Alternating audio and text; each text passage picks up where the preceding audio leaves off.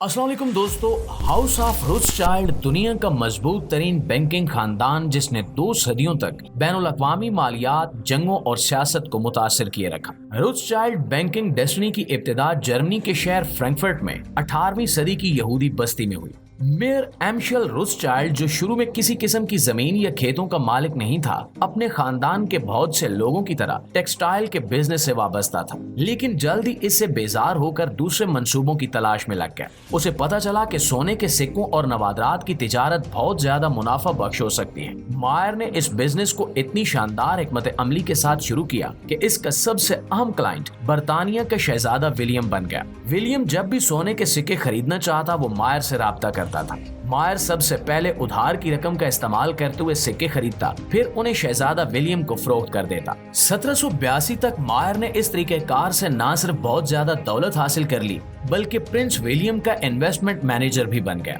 लेकिन ये सिर्फ शुरुआत थी। फाइनेंस की दुनिया में सही मानों में कदम जमाने के लिए उसने अपना एक जाती बैंक तरतीब दिया। बैंकारी इसके लिए लकी साबित हुई और वो 1700 की दहाई के इख्तिताम तक फ्रैंकफर्ट का सबसे अमीर आदमी बन गया। फिर भी ये इसके लिए काफी नहीं था। वो अपनी आने वाली नस्लों तक को इस काबिल करना चाहता था कि वो दुनिया पर हुकूमत कर सके। इस मकसद को हासिल करने के लिए मायर ने अपने 5 में से 4 बेटों को यूरोप की अजीम दारुल हुकूमतों वियना, नेपल्स और पेरिस रवाना किया। इसमें अपने तीसरे बेटे नाथन रोथस्चाइल्ड को लंदन भेजना भी शामिल है, जिसने दूसरे बिजनेसेस के साथ टेक्सटाइल और कीमती धातुओं की स्मगलिंग जैसे मुनाफा बख्श बिजनेस में भी कदम रखा। 1808 तक नाथन ने अपने आला इंतजाम, फैसले, दूरअंदेशी और रवाबित की वजह से खूब शोहरत हासिल की। लंदन में अपना कारोबार शुरू करने के सिर्फ चंद सालों के अंदर नाथन ने 8 लाख फ्रांक्स की फरोख्त के साथ मुतासिर कुन तरक्की की। काफी सरमाए के साथ नाथन ने अपने एंटरप्राइज को अपने वालिद के बैंक से भी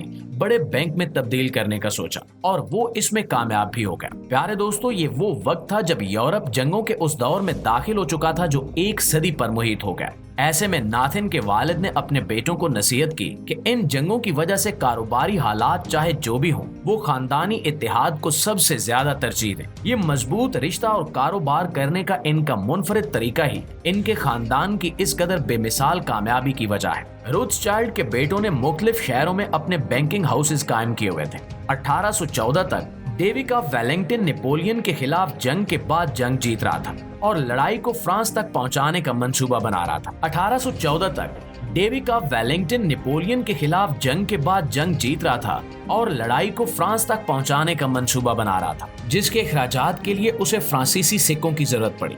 नाथन रोथस्चाइल्ड और इसके बैंक के लिए कमाई का ये बेहतरीन मौका था और इसने इसका पूरा फायदा उठाते हुए वेलिंगटन के साथ डील्स करके बेमिसाल कमाई की। इस कामयाबी के बाद आगे आने वाली तमाम जंगें हाउस ऑफ रोथस्चाइल्ड के लिए एक मुनाफा बख्श कारोबार बन गई। उस वक्त जदीद बैंकिंग सिस्टम अभी शुरू हुआ था, इसलिए वो करेंसी एक्सचेंज की खिदमात फराहम करने के लिए ज्यादा फीस और बाज औकात 8% तक लेते थे, लेकिन कमीशन से हासिल होने वाली आमदनी उनकी कुल आमदनी का सिर्फ एक छोटा सा हिस्सा थी। नाथन और इसका खानदान समझता था कि फाइनेंस की दुनिया में मालूमात सब कुछ है और रफ्तार बादशाह है। चुनांचे नाथन रोथस्चाइल्ड दुनिया का अमीर तरीन आदमी बन गया, लेकिन मालियात की दुनिया का सबसे ताकतवर आदमी भी अपनी मौत को शिकस्त न दे सका। 28 जुलाई 1836 को अचानक नाथन रोथस्चाइल्ड 58 साल की उम्र में इंतकाल कर गया। जब नाथन की मौत हुई तो उसकी मां अभी तक जिंदा थी और वो 90 साल से ज्यादा की उम्र तक जिंदा रही। लंदन टाइम्स ने नाथन की मौत की खबर को यूरोप के अहम तरीन वाकयात में से एक लिखा। नाथन रोथस्चाइल्ड की मौत का बिजनेस मार्केट पर बहुत बुरा असर पड़ा, लेकिन हाउस ऑफ रोथस्चाइल्ड इसके बगैर भी जिंदा रहा। इसके बनाए हुए बैंकारी निजाम की वजह से रोथस्चाइल्ड फैमिली बैंकिंग सेक्टर में तरक्की की मनाजिल तय करती रही। 1840 की दहाई के दौरान रोथस्चाइल्ड ने बहुत से रेलवे मंसूबों के लिए माली इमदाद फराहम की, कमीशन से बहुत ज्यादा मुनाफा भी कमाया और रेल रोड बॉन्ड्स और स्टॉक की तिजारत भी की। कारोबारी समझबूझ और पैसों से मजीद पैसा बनाना अब रोथस्चाइल्ड के खानदान के खून का हिस्सा बन चुका था। ये लोग सिर्फ बैंकों तक महदूद नहीं रहे, बल्कि अपने बैंकों का पैसा ऐसे कारोबारों में लगाते थे जिनकी मांग बहुत ज्यादा होती थी, जैसा कि धातकारी, कानकुनी और सबसे बढ़कर रेलवे। जंग के दौरान मुसलसल शिकस्तों के बाद 1840 की दहाई तक फ्रांसीसी हुकूमत शदीद कर्जदार हो गई और मुल्क की मईशत तबाही के दहाने पर पहुंच गई। ऐसे में यहाँ मौजूद रोथस्चाइल्ड खानदान के बैंक भी मुतासिर हुए। जेम्स जोनाथन के बाद head of the Ruth family माना जाता था। اس نے مدد کے لیے لندن میں اپنے بھتیجے لیونل سے رابطہ کیا جو کہ ناتھن روتھشائلڈ کا بیٹا تھا۔ لیونل کے لیے اپنے چچا کے بینکوں کو بیل آؤٹ کرنا ایک آسان ٹاسک نہیں تھا، اسے شدید نقصان کا خطرہ تھا، لیکن اس کے نزدیک خاندانی اتحاد سب سے بڑھ کر تھا، اس لیے اس کے لندن کے ایک بینک نے قرض کا بندوبست کیا جس نے اس کے چچا کے بینک کو گرنے سے بچا لیا۔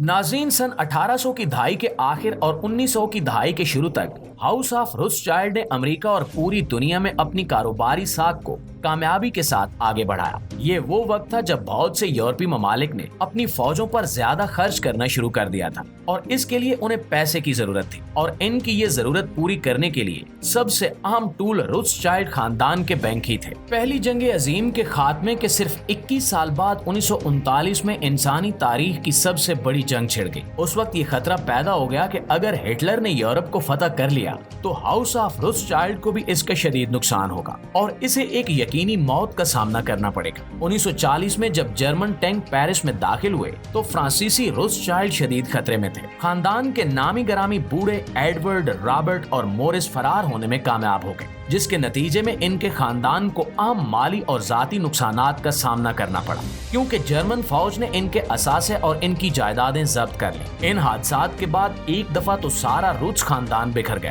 لیکن پھر جب حالات بہتر ہوئے تو لندن میں موجود روتس خاندان کے چند افراد نے اپنے بچے کچے اثاثوں سے ایم این روتھشائلڈ اینڈ سنز کے نام سے ایک نیا ادارہ کھڑا کیا۔ ان کے پاس ابھی بھی اتنے اثاثے تھے کہ یہ حکومتوں کے ساتھ مل کر کام کر سکتے تھے، جو کہ ان کے خاندان کی پہچان تھا۔ ان کا ماننا تھا کہ جب تک ان کے مضبوط ممالک کی حکومتوں کے ساتھ اچھے تعلقات ہیں، ان کا کاروبار ہمیشہ اچھا رہے گا۔ ناظرین، این ایم روتھشائلڈ آج بھی روتس خاندان کی ایک شاندار اور تاریخی یادگار کے طور پر موجود ہے۔ وہ خاندان جس نے صدیوں تک بینکنگ سیکٹر پر راج کیا آج بھی موجود ہے۔ البتہ سال 2023 تک روتھشائلڈ خاندان نے روایتی بینکنگ سے آگے بڑھ کر کئی دوسرے شعبوں میں بھی سرمایہ کاری کی۔ اس وقت پیرس، فرینکفرٹ، ویانا، لندن اور نیپل جیسے شہروں میں اس خاندان کے کئی اہم ادارے مختلف شعبوں میں کام کر رہے ہیں۔ اصل بینکاری ادارے جو کبھی روتھشائلڈ بینکنگ خاندان کی بنیاد تھے، وقت کے ساتھ ساتھ مالیاتی منظرنامے کے مطابق کافی حد تک تبدیل ہو چکے ہیں، جبکہ بینکنگ آج بھی ان کے لیے مرکزی حیثیت رکھتی ہے۔ اب خاندان کا اثر و رسوخ مالیاتی خدمات سے ہٹ کر زیادہ وسیع ہو چکا ہے۔